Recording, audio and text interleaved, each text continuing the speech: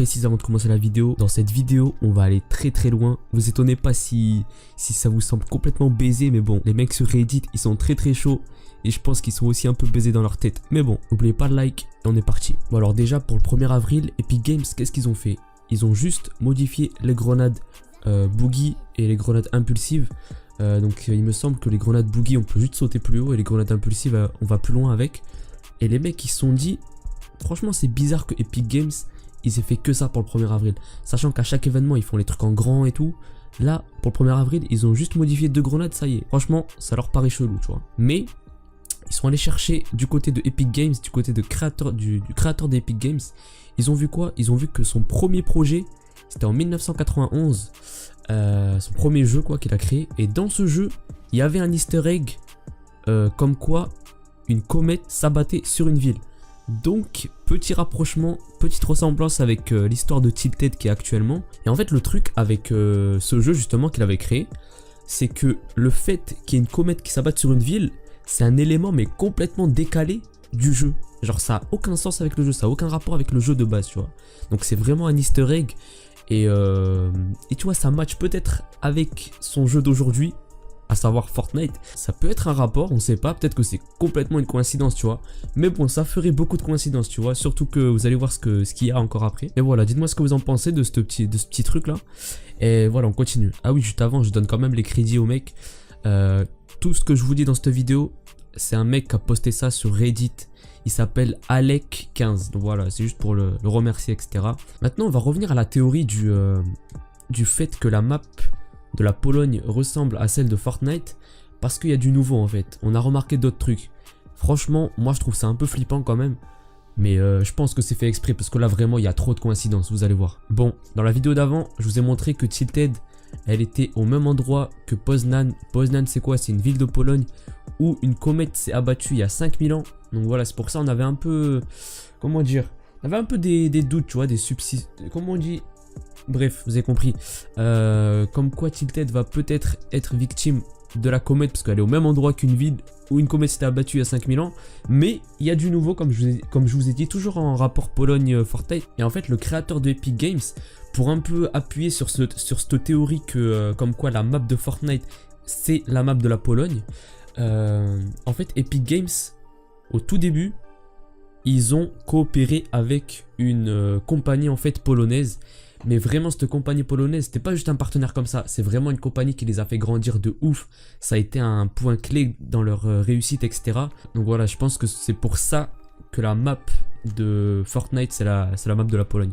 Alors, pour revenir à la carte maintenant, précisément, on a découvert qu'il y a d'autres villes en fait qui coïncident avec les villes de Fortnite. Donc des villes de Pologne dans la vraie vie qui coïncident avec les villes de Fortnite. Je vous explique. En fait, regardez Warsaw. Warsaw, c'est quoi? Sur la map de la Pologne, elle est avec une petite étoile. Je sais pas si vous voyez, c'est à droite, à l'est. En fait, Warsaw dans la vraie vie, c'est connu pour être une ville très très commerciale. C'est une des plus commerciales d'Europe. Ça veut dire quoi? Je m'explique. C'est une ville où il y a beaucoup de centres commerciaux, de shops, etc. C'est vraiment rempli de ça. C'est connu pour être ça en fait. Et regardez au même endroit, sur la map de Fortnite, il y a quoi? La ville de Retail Row. Et dans Retail, il y a quoi sur Fortnite? Il y a des shops, il y a des boutiques, il y a des centres commerciaux. Donc voilà, premier match entre les deux. Là, vous allez pas me dire que c'est pas obligé que la map de Fortnite, c'est la map de Pologne. Pour moi, c'est obligé. Pour moi, c'est une certitude. Et c'est pas fini. Regardez la ville. Bon, là, par contre, je vais pas pouvoir le prononcer. Je sais pas comment ça se dit. Senin. Il y a trop de consonnes collées. Bref, elle se trouve au même endroit que Haunted Hills. Et c'est quoi le point commun entre ces deux villes? Et bah, sachez que tout simplement, la ville dans la Pologne, dans la vraie vie, c'est une ville. C'est plus vraiment une ville en fait, c'est un endroit qui a été transformé en sorte de cimetière géant où il y a tous les gens de la Seconde Guerre mondiale, les autres guerres, etc. qui sont enterrés ici. Et comme par hasard, Haunted Hills c'est quoi? C'est une ville fantôme avec un cimetière, des trucs abandonnés. Donc voilà, pour moi, vraiment il n'y a plus aucun doute sur la ressemblance. Après ça veut rien dire, ça veut pas dire qu'il y a vraiment une comète qui va s'écraser, tu vois. Je dis juste que pour moi, la map de la Pologne et la map de Fortnite, same shit. Pour moi, c'est la même. Maintenant, c'est là où on passe à un stade où ça fait un peu flipper quand même. Enfin, où c'est fou en fait. Tout simplement, ça devient fou. Parce que les mecs, je sais pas comment ils ont découvert ça. Tu vois, les mecs, ils passent leur vie sur des théories, tu vois. C'est pour ça, moi, ça m'a un peu impressionné. Mais vous allez voir que tout ça, c'est vraiment plausible et c'est vraiment cohérent.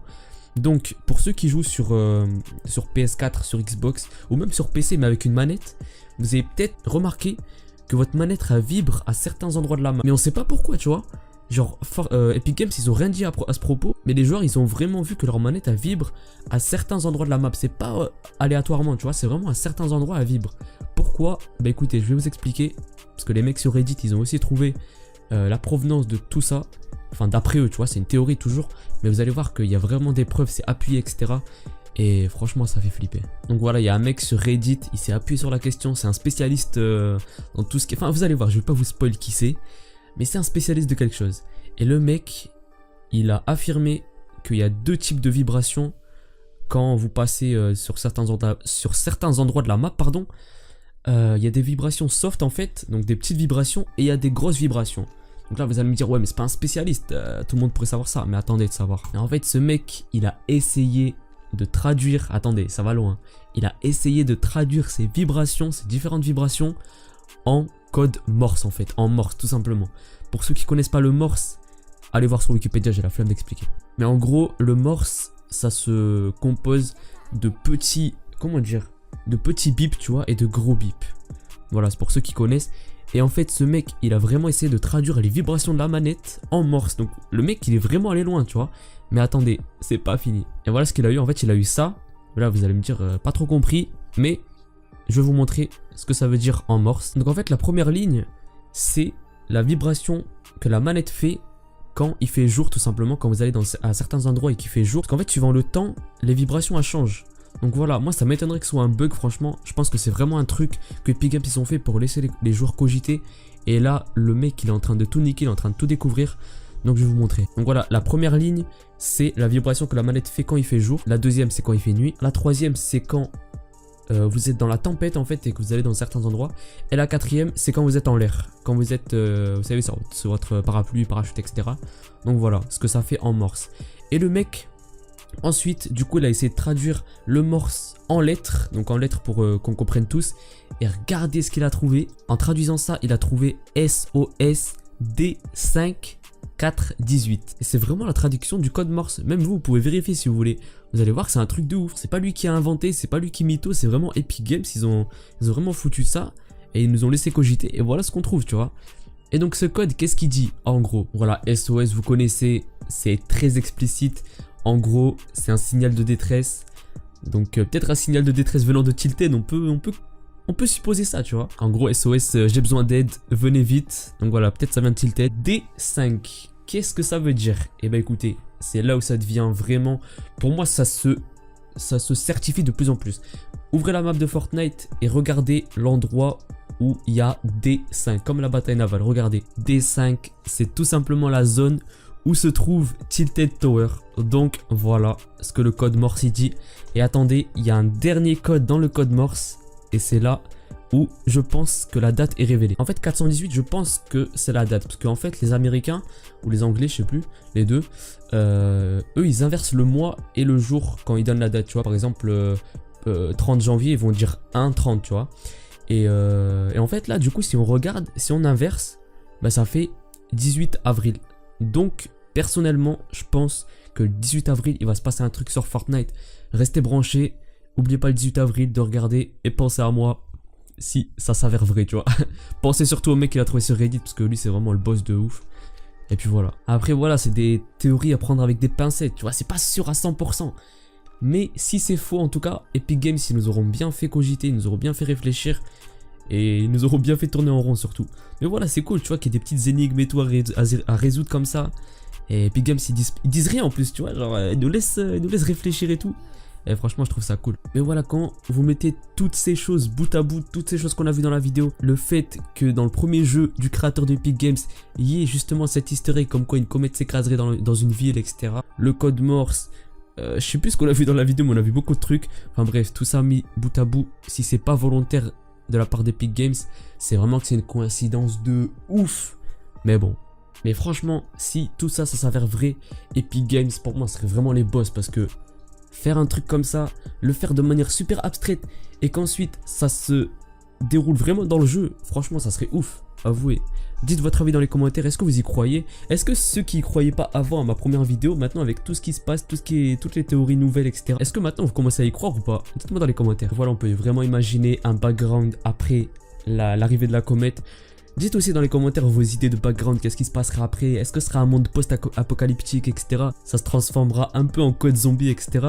Ou alors une inondation de Loot Lake, parce qu'il faut pas oublier la théorie de Loot Lake, même si maintenant la théorie de Tilted, elle lui a un peu fait de l'ombre, parce qu'il y a beaucoup plus de trucs qui matchent avec Tilted qu'avec la théorie de Loot Lake. Mais voilà, moi je peux imaginer un truc post-apocalyptique perso, peut-être avec des skins zombies, etc. Enfin bref, je sais pas, je vais pas aller trop loin, parce que peut-être c'est même pas une vraie théorie. Mais voilà, mettez un like, mettez un commentaire, et moi je vous dis ciao.